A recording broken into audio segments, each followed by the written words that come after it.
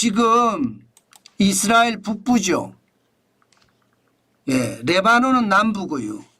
이 접경선 일대에 지금 포격이 어마어마하다고 합니다. 이스라엘이 레바논을 침공한 것 아니냐. 결국 중동 화약고가 터진 것은 아니냐. 이런 얘기가 지금 뉴스를 도배하고 있습니다. 그만큼 말입니다. 지상전이 굉장히 임박했다는 거예요. 아니 지상전이 이미 터졌다는 언론들도 많습니다. 터졌다. 실제로 말입니다.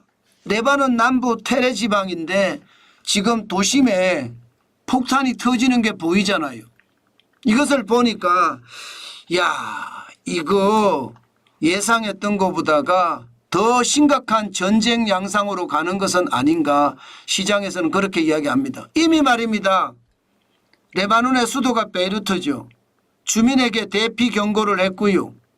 이미 말입니다. 이스라엘은 소규모 지상작전을 돌입을 했다. 이렇게 기사들이 나오고 있습니다. 소규모 지상작전은 전면전은 아닐지 모르지만 거의 전면전에 가깝습니다. 그러면 여러분 2006년 이후에 18년 만에 처음으로 레바논에 이스라엘 지상군이 들어가게 됩니다. 이렇게 되면 여러분 결국 레바논 침공으로 이어질 가능성이 굉장히 높을 겁니다. 지금 현재까지 로이터 통신이 보도하는 것을 보면 레바논 군은요 최소 5km 후방으로 부대를 물렸다 이런 보고도 있습니다. 예, 이스라엘 접경 지역에서 병력을 철수하고 있다는 이야기죠. 그만큼 말입니다. 포격이 지금 격화가 되고 지상전이 임박했다. 이미 소규모 지상전이 벌어졌다. 이렇게 이야기하니까 아무래도 물릴 수밖에 없겠죠. 예. 게다가 이스라엘의 특수부대는요.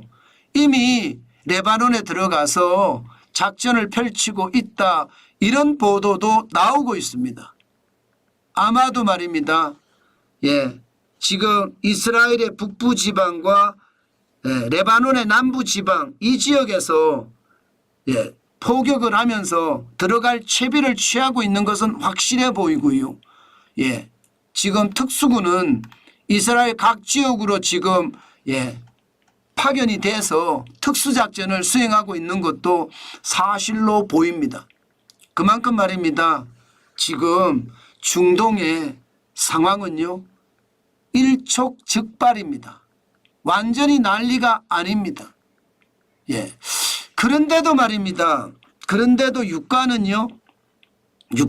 오히려 떨어지고 있습니다. 국제 유가를 보면 9월 30일 현재 서부 텍사스산 중진유가 68.29달러입니다.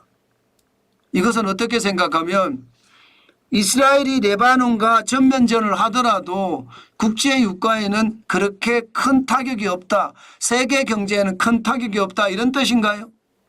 아니면 중국이 워낙 세게 부양을 했기 때문에 부양 정책 자체가 유가를 떠받치고 있다. 이런 얘기인가요? 분명한 것은요. 지금 전체적으로 유가는 떨어지고 있습니다. 연초 대비해서.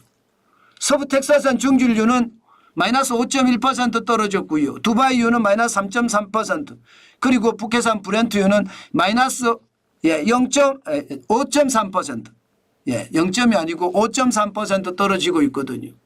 그러니까 생각 외로 이스라엘이 레바논을 침공했다는 그런 보도가 나오는데도 국제유가는 조용하다. 생각보다 유가에 그렇게 큰 영향을 주지는 않겠다. 이런 얘기가 나오는 걸 봐서는 아주 심각한 상황은 아니다. 이렇게 읽고 있는 것 같습니다. 그렇지만 이게 그렇게 읽어야 될까? 여기에 대해서는 저는 생각이 참 많아요.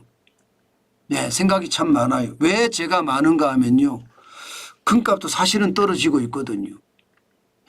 금값이 지난 9월 26일에 마감으로 따지는 겁니다.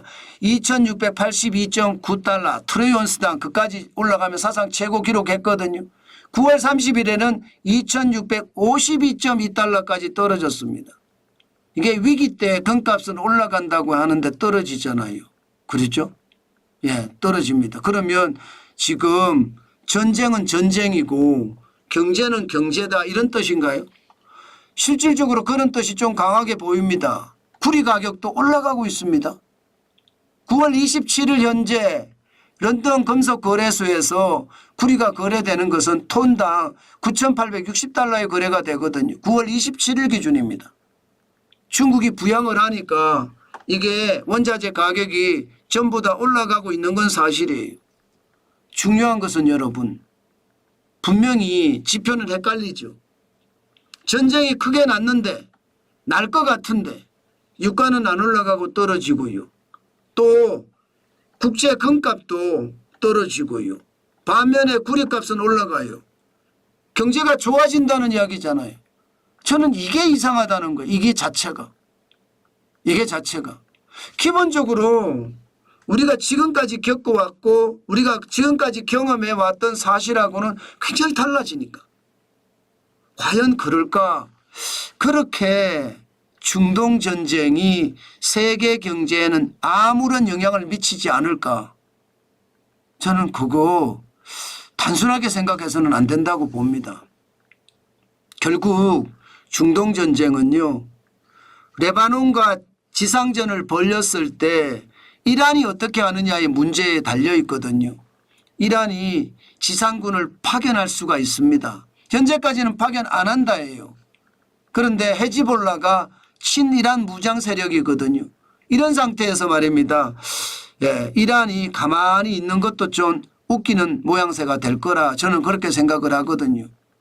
그런 차원으로 본다면 전쟁은 반드시 전쟁으로 대응해야 됩니다. 저는 위기감은 전쟁이 확전된다 하는 그 과거의 어떤 패턴이라고 해야 되지만 저는 그 패턴에 우리가 대응을 해야 된다고 생각을 합니다. 전쟁이 확산 우려가 된다는 것 이것은 우리의 투자를 진짜 조심해야 된다는 것 다시 한번 여러분께 강조해 드립니다. 단순하게 시장을 절대 보지 말았으면 좋겠어요. 전쟁은요. 반드시 전쟁이어야 합니다. 전쟁이 투자 심리를 좌지우지 못한다는 것은 저는 말이 안 된다고 생각을 해요. 그만큼 확정 편향된 생각이 시장을 지배하는 것은 아닐까. 전쟁 정도야 그거 뭐 아무것도 아니야 이렇게 말입니다. 저는 그게 어느 날 갑자기 시장에 영향을 미치면 큰 충격이 온다. 저는 그런 생각도 하거든요. 투자자들이 보고 싶은 것만 보는 거예요. 보기 싫은 것은 보지 않는 거예요. 그게 확정 편향된 시각이라고 볼 수 있습니다. 때문에 여러분 우리는 반드시 시장 강력하게 대비하면서 시장을 접근해야 되겠다. 그 말씀 오늘도 드리겠습니다.